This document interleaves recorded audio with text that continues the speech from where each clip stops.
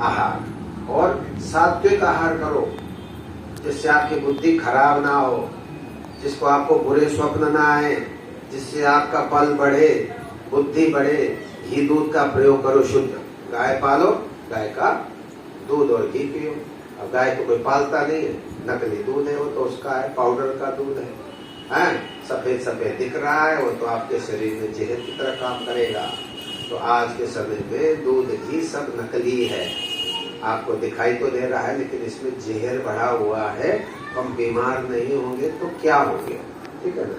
तो भगवान कहते हैं आहार उपयुक्त होना चाहिए। आप जो खाते पीते हो ये सही होना चाहिए, मिलावट का नहीं होना चाहिए, और इसको समय पर खाओ आप, और उचित मात्रा में खाइए। ओवर ईटिंग मत करो, ज्यादा मत खाओ।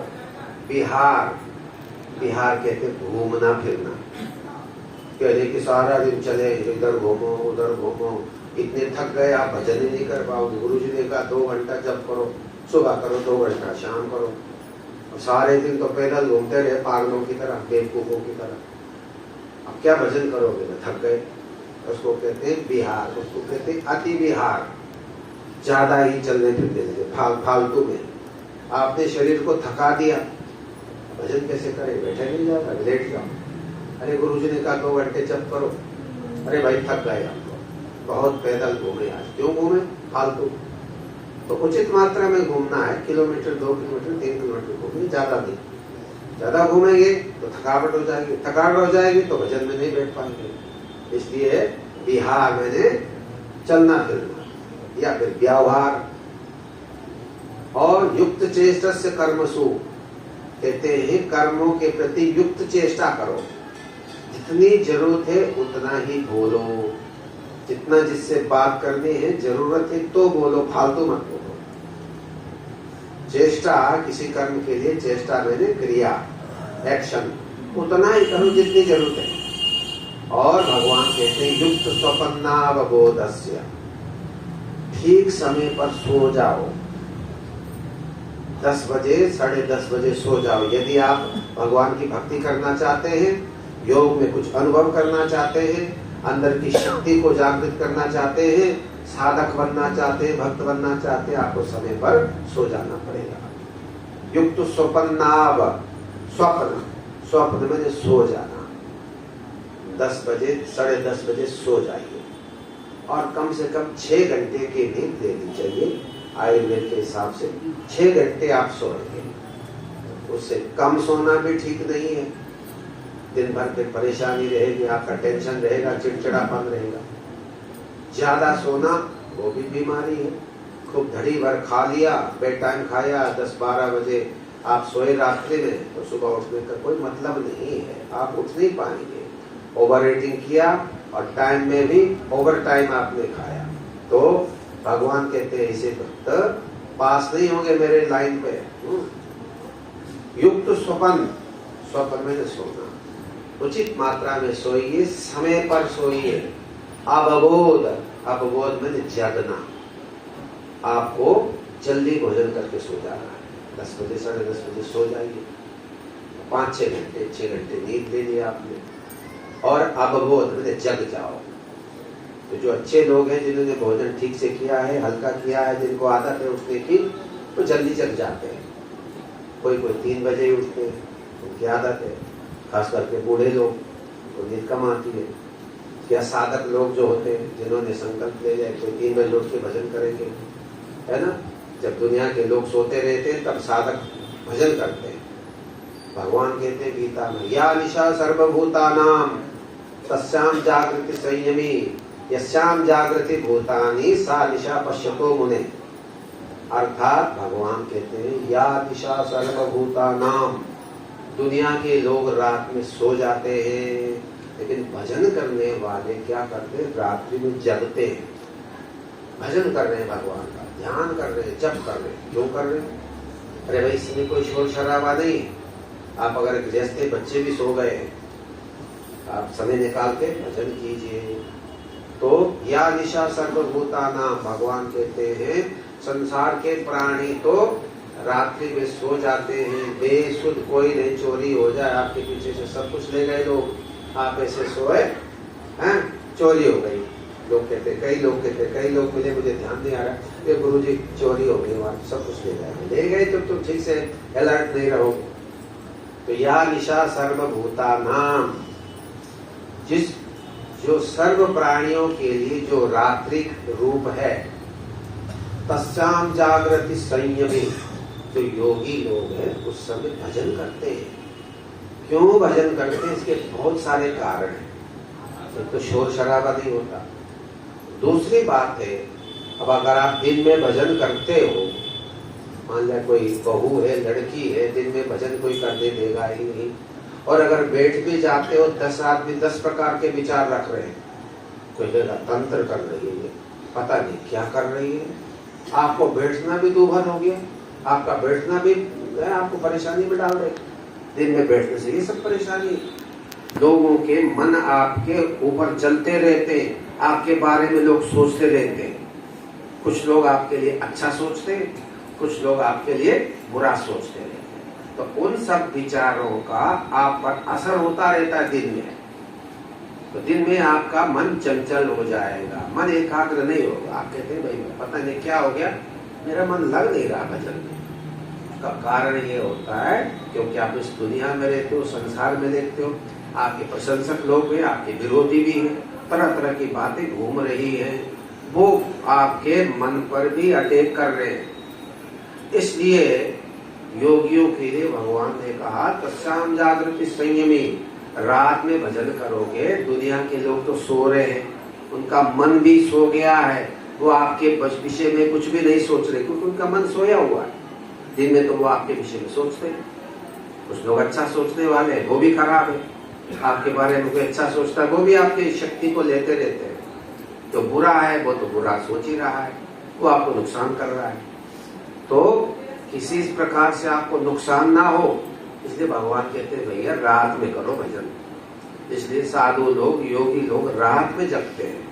दिन में भले सो जाए, आप कहेंगे अरे बड़ा आलसी आदमी है तो सो रहा है, आपको क्या पता है तो सारी रात जगा हुआ है।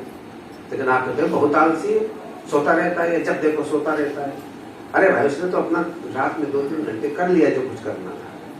उसका चरित्र बड़ा विचित्र है, आप नहीं जान सकते। लेकिन भगवान ने कहा ऐसे जो संयमी लोग हैं, योगी लोग हैं, भजनानंदी लोग हैं, भक्त लोग हैं, वो रात में जगते हैं। यशाम जागृति भूतानी, दिन में संसार के लोग खूब चहल पहल, चलना फिरना, उठना बैठना, खूब चहल पहल दुनिया में चल रही है। कहते हैं सा निशा पश्यतो मुने, मुनि के लिए वो तो रात्रि है, उसमें सो रहा है, दुनिया के लोग जग रहे हैं। ये कोई इसका बाहरी अर्थ हुआ। आंतरिक अर्थ तो ये हुआ कि जिस दुनिया को हम देख रहे हैं बड़ा चहल वाला है, बाहर चमकदार है, इसमें योगी का कोई इंटरेस्ट नहीं है, आकर्षण नहीं है।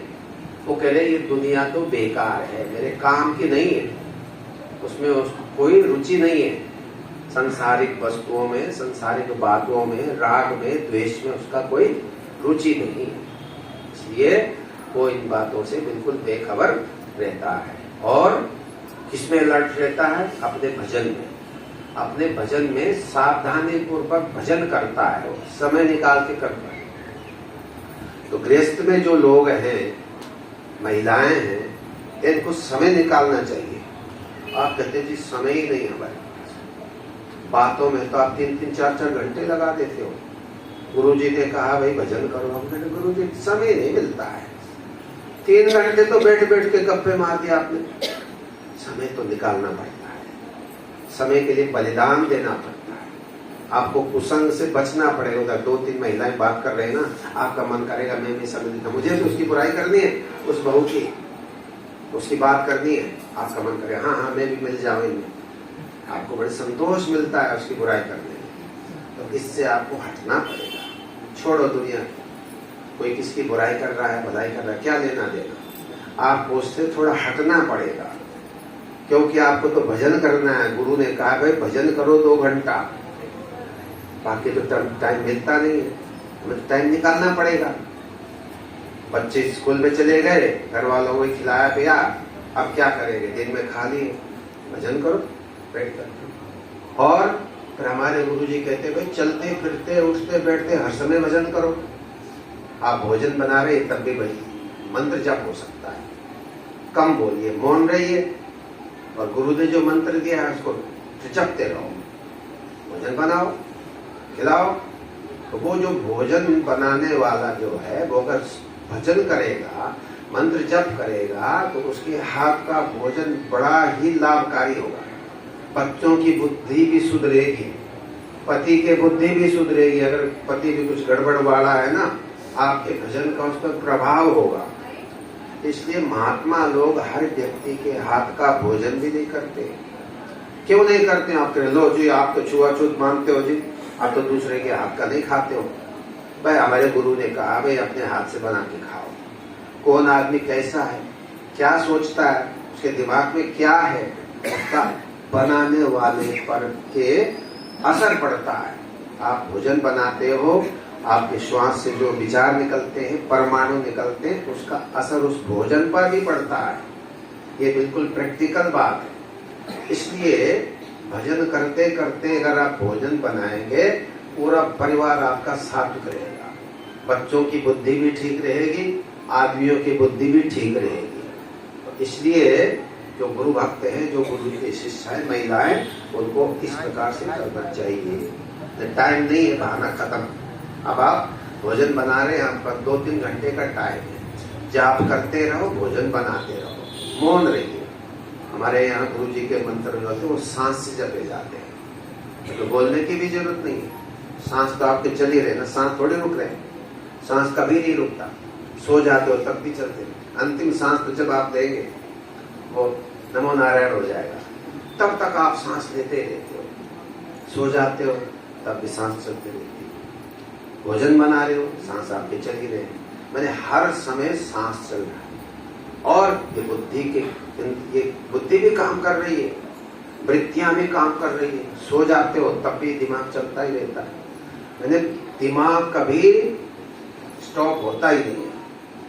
स्टॉप होता है योग में, सुषुप्ति में। जब आप गहरी निद्रा में सो जाते हो, कभी कभी ऐसे नींद आती है ना, पैदल कहीं यात्रा करो, कहीं तीर्थ की 6-7 किलोमीटर 10 किलोमीटर, और आके सो जाओ। अब आपको सुषुप्ति में चले गए, को पता ही नहीं चला, 6-7 घंटे हो गए, आपने कहा पता नहीं कैसे सोए, ना आपको बिस्तर की जरूरत पड़ी, ना और आपने कुछ नहीं देखा, बस पत्थर भी पड़ गए और ऐसे सोए बिल्कुल गहरी निद्रा। आपको बड़ा अच्छा लगा, क्यों? क्योंकि उसमें कोई स्वप्न नहीं आया, कोई बुरे दृश्य दिखाई नहीं दे। आपको वो 5-6 घंटे का समय पता ही रहेगा कैसा हुआ। जब आप जगते हो, मुझे बड़ा अच्छा लग रहा है, मेरे मन में बड़ी प्रसन्नता है, मेरा शरीर बड़ा हल्का हो गया है, उसको कहते हैं सुषुप्ति, अच्छी नींद। ऐसे ही जब हम भजन करते हैं तो सुषुप्ति में हमारा प्रवेश होता है, सुषुप्ति बनती होता है।